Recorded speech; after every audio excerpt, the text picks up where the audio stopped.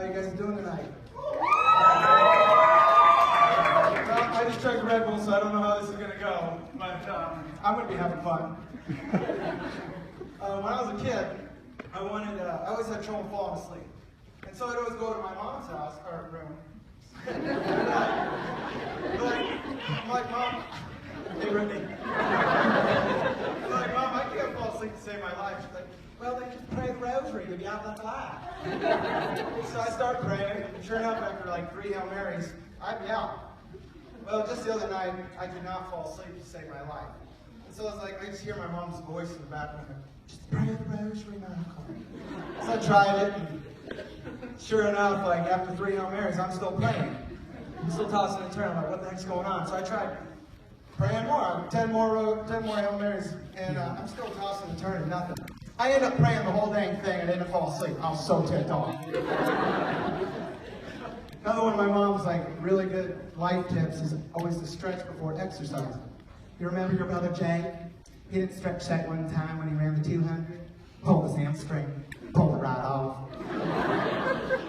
Well, I went for a run the other day, and I know that was my first mistake, but I didn't make it halfway down the block before my knee locked up like I was shot by a sniper.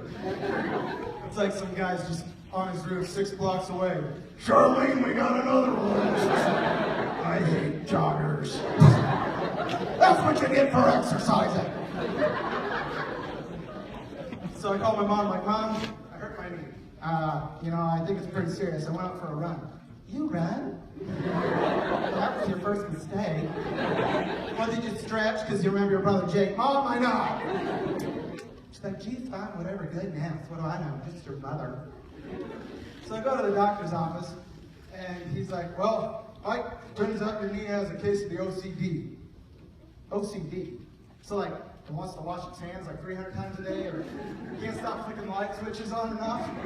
Or is it one of those things where it can't stand it when the house is a mess? Because actually that would make a lot of sense. It's like, no, it's osteochondritis dissecans. Ah, yes, the osteochondritis dissecans. It's when you have a hole in your femoral condyle. Ah, yes, the femoral condyle. Another term in which I'm all too familiar. Just look at the MRI. Sure enough, I go over there, and it's like the Cookie Monster took a bite out of my femoral Klondike. So I'm obviously concerned. So I'm like, all right, Doc, so what happens now? He's like, well, what we need to do, Mike, is go in there, cut out all the loose tissue, and replace it with the bone and cartilage from the cadaver. So I'm going to have some dead person's femoral conduit in my knee?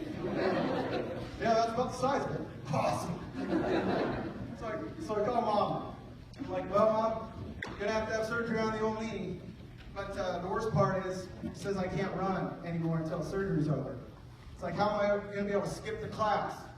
Guess I'm just going to have to walk like a normal person. And so she's like, oh my goodness, Michael, I'm so sorry.